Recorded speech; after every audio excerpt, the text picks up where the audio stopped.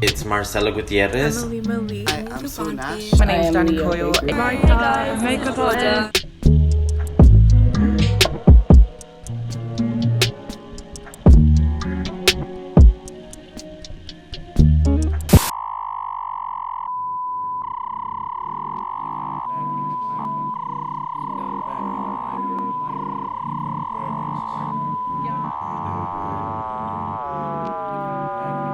This pandemic was probably the best thing that could happen for me. The idea of people coming together for social justice. It was a good time to just prioritize my mental health. And then I kind of like took a step back.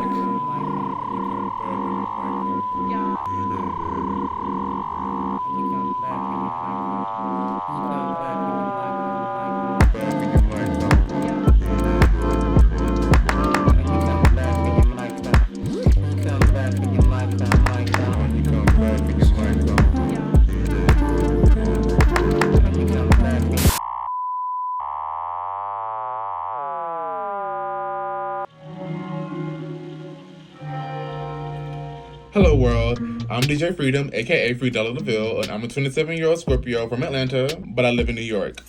Basically, what I want to do with my project is I want to get more Black people planted. I want to get more Black people into the plant game, and I also want to help people take care of the plants that they already have. So my project is I want to expand my new initiative called the Underground Plant Trade, which started from a tweet that became this beautiful thing where I have privilege benefiting white people giving Black people plants.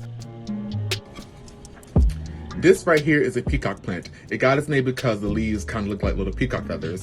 This is another type of Maranta, so its leaves will slowly raise up as the day goes from day to evening to save on moisture. Well, Atlanta is very green, so I was never really deprived of greenery. And then I came to New York, and then the greenery kind of like diminished a little bit because, you know, all these buildings. Even though New York doesn't have a lot of green spaces, there are a lot of plant shops around.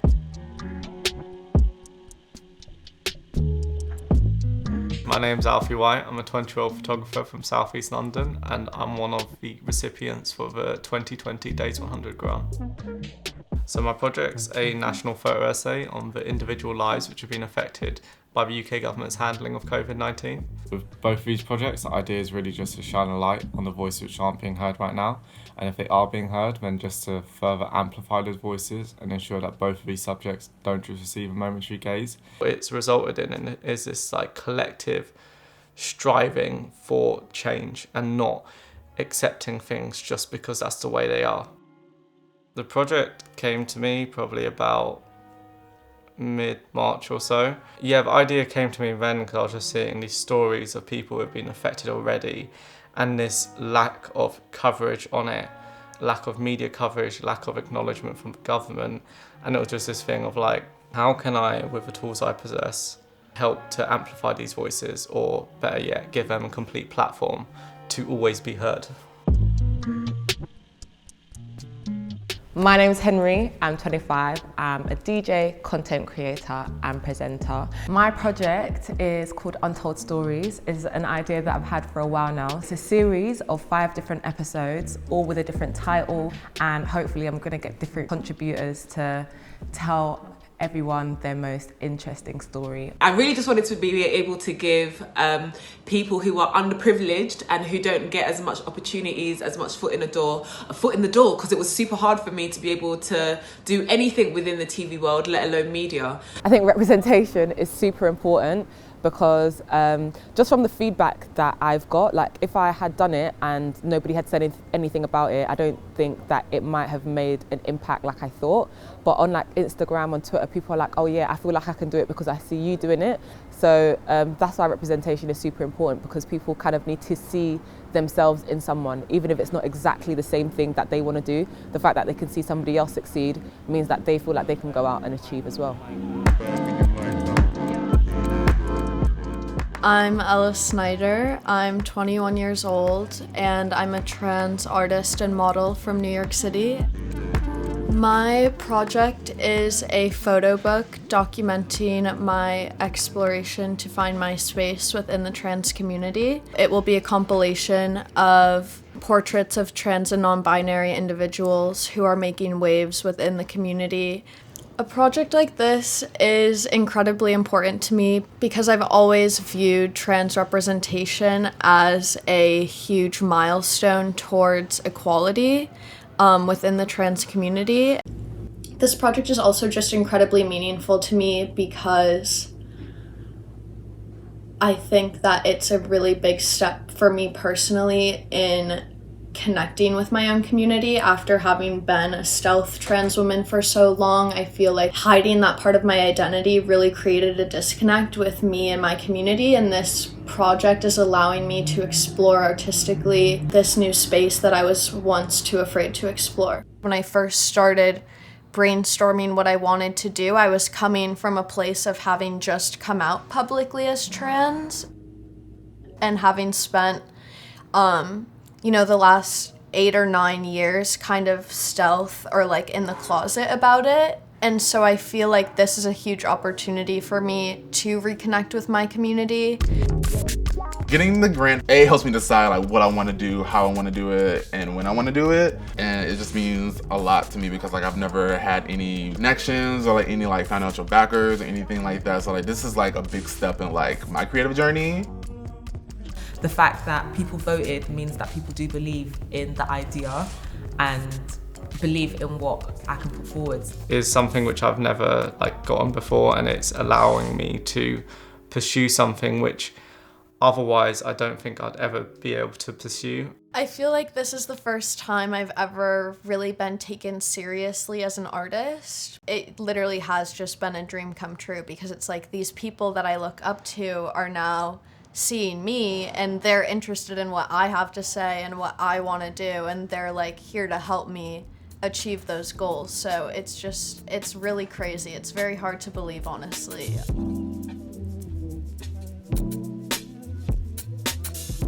So my website for the Underground Plant Trade is done. It's finally done. I can't believe it. Like this has been a journey getting this website up off the ground from the concept of how I want everything to look to finding the team to help me make the website. Making this website and like building this platform has like taught me the art of like releasing things, like the process of like getting things ready, the promotion, the releasing, the press, like all that stuff. So it's definitely good like practice training for like the real world. So this is part of my team. This is Miles Johnson. He's my project manager. And this right here, she's Jasmine. This is the creative director of Brooklyn Plantology. To me, my community brings inspiration. I find inspiration from all my friends, like people that I look up to who are also my friends and not just like, celebrity icons. I guess it really kicked off quite quickly and like come September when the call outs came out and when I started posting about it more. And things kind of went from 0 to 100 with a lot of people contacting me and me meeting a lot of people, a lot of images and conversations happening. And then I kind of like took a step back, and that's where the stage I'm at now, where I've kind of like taken a step back just to evaluate where I am at now, even though like I've barely begun the project. So today I'm meeting with Ava. I'm with Ava right here. I'm here to get her a plant through the Underground Plant Trade. We're meeting a girl named Sarah, who's gonna give her these plants. Like this is like the biggest project I've ever had like in my life that I've ever like seen all the way through besides like my life, my whole existence. This is like the biggest thing that I've like saw from like a seed to a sprouting to like a whole ass like tree that like people are picking from. And it's like really cool to like have this, organic community that like doesn't really exist anywhere. So we did a casting call like maybe 2 weeks ago. A good couple of people have emailed in, so it feels like things are like really moving along. I've spoken to people like Noel Clark, Harry Pinero, Munya Chihuahua, all these people that say that they want to be involved. I think that's really sick. I think I'm really excited to see what the end product will kind of look like. Today we have gone through a couple of stories of football and being black in education. So we've had like a mix of really funny stories to literally stories that would like have you in tears, which is kind of how I imagine this whole thing to go. I'm ready to laugh again. Like your story. Yeah, it was hilarious. Setting up this whole process has actually been easier than I thought it would be. I've got an incredible crew, and so they allow me literally just to slip in and just be there when the interviews are happening because they had everything set up from before. So shout out everybody that's been involved in this because they've just been incredible. What I've enjoyed most about being able to set up this whole thing is the stories actually that I'm hearing. The move from reading an email with the story and seeing it in real life is just incredible because the stories are way more moving, way more funny, way more like crazy in real life. So yeah, I think that's been my favourite part. And the people that like come in as well and share their stories, they also have a good time. So the things I'm looking forward to as well is actually putting this all together and seeing it in post and being a part of like the whole editing process. I'm going to try not to micromanage the team as they put it together, but yeah, I'm really excited to be a part of that. I'm photographing Connie Fleming, also known as Connie Girl, and she's a trans legend. Like, she's a supermodel legend. She was the first trans model to walk for Mugler in the 80s. Literally just feel the fan. You're like, you know what you're doing, honestly. As a trans woman, you know that you have to keep, you know, your peripheral vision around you. Because, you know, they're people who aren't ready to be reflected. They aren't ready to have their sort of what they don't like about themselves, what they're unconfident about, reflected back to them by you. She's one person that I'm photographing, but like just in this one shoot, like there's so many other collaborators coming on board. When I moved to New York, I found myself joining a lot of different communities. I found myself joining, you know, the college community at Parsons and being surrounded by all of these people that were my age and interested in making things and like saying something with art.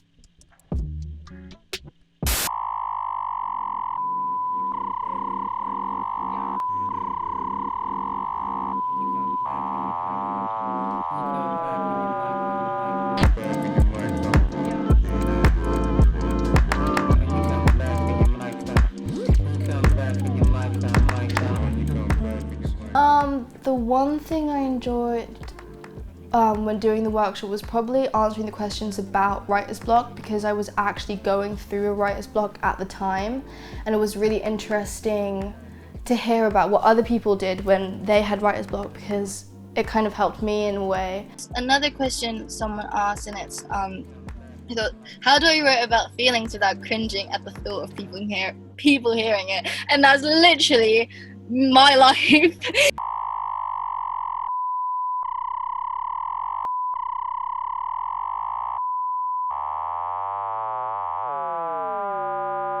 I like to use my social media to inform people about the issues that we are currently going through to advocate change. So that is something I'm very passionate about. It's just really, again, cool to see a lot of people that I've never put faces to, because everything on Instagram is so online. It's like its own entity, I guess.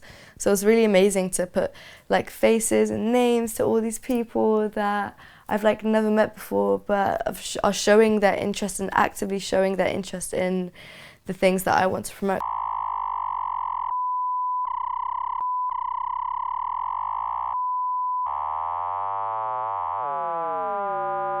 I think that I definitely want to start taking more pictures all the time, like not just when I'm working or on shoots, like just capturing the moments 24/7.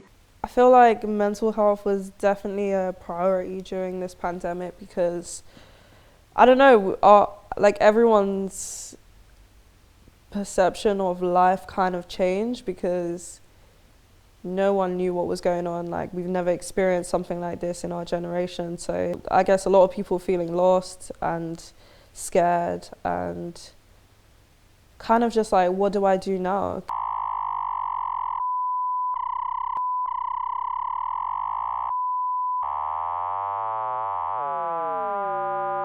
Self-sufficiency is really important because you can really direct. You are meant to be the one that is steering your ship. I didn't have anyone that was necessarily creative within my vicinity or my family. It's really important to have transparency and have some of your questions that you can't exactly Google answered. I think one of the main things that I took away from the workshop, and I thought was a really important piece of advice, was to take position on who you are as an artist or who you are as someone within your particular industry and what you want to stand for within that industry, because then it's harder for people to challenge or mould you when entering that space.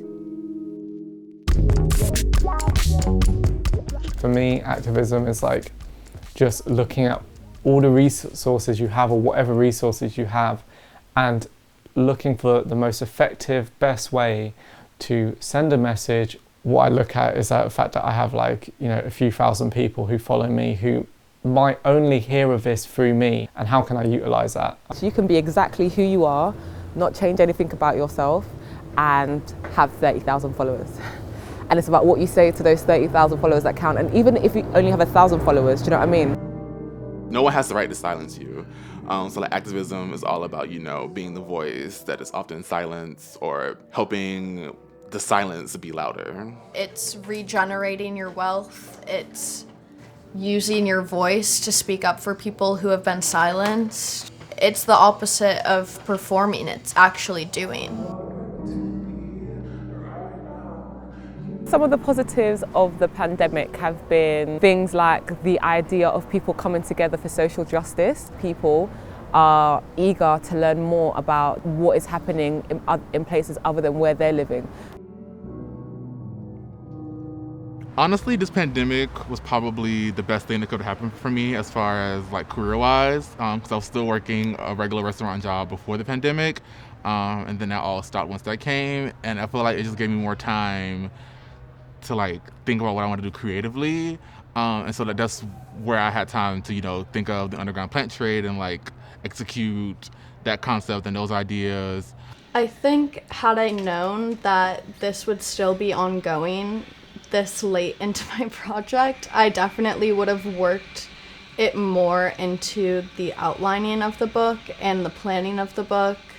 And even the proposal for the Dazed grant, it would have been more worked into, because I feel like COVID has held me back from being able to do certain things for this book that I really wanted to do, like travel abroad and photograph people abroad. I kind of, going into this, expected that the stories I was gonna get were gonna be the ones you would expect, but what I found was that I actually got the more niche ones first. For instance, one story which has kind of stuck with me, and one which I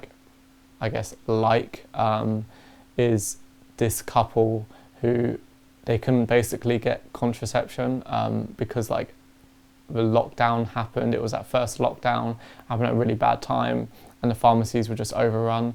And long story short, when I saw them, they were 6-7 months pregnant, and they're going to be expecting their baby soon, I think in a couple of weeks. The greatest achievement within my project, I would say, is I brought more people together than I did when I originally had the idea, when I originally started the underground plant trade. Months later, as we're going into fall, people are still getting plants and giving people plants. So, it's just really cool to see that it's still a project or an idea that people like to participate in. I have 78 really strong pages of photographs that I've made for this project that I feel will be in the final edit of this book, and I'm just feeling really great and proud of that. The biggest achievement has just been the process of just meeting people and just, speaking to them, understanding their stories, and looking back in the past month and a half or so and being like, wow, you know, I've already been to so many different places and had so many different conversations, really good conversations at that. The underground plant trade, I definitely want it to have a life of its own. It's definitely already community ran. It doesn't need much moderation. But I'm definitely down to like follow the community's lead, to like see like where they would like it to go and what else we can like do next with the underground plant trade. The big overall goal of this project is for the people who are consuming this book and, you know, seeing it in stores, seeing it on shelves and picking it up and flipping through it. And I would say that the goal is for them to see these individuals and instead of, you know, ridiculing them, celebrate them. And I hope that the people who go and read this book, go and buy this book, can take that with them and add to the normalization of trans people and like destigmatize this community. My biggest advice is obsess over your passion. Forget about everything else. Like figuring out your passion, learning everything about it and obsessing over it and like forgetting all the outside noise is literally the recipe for success. Don't forget about it at all. I think lockdown has been really difficult for a lot of people, and like when I speak about any of the stuff I'm speaking about, it's from the perspective and through the scope of someone who's had like a uniquely positive year, all the like bad elements aside, and I feel like it's okay to like just sit back and not be productive. The one piece of advice I give all the time, and it's gonna be such a cliche, but it's literally to be authentically yourself, like especially if you want to build and grow a platform, because that's like the whole point of it. People buy into who you are, not who you're trying to be. So if you are authentically yourself, no, there's nothing that can take that away from you, and you will already know everything that you want to do afterwards. You don't have to fake anything. Don't let the world make you feel like you are insignificant because you are young, because young people are the voices of today and tomorrow. Make whatever you can and want to make and be yourself, because life is literally only worth living when you are yourself.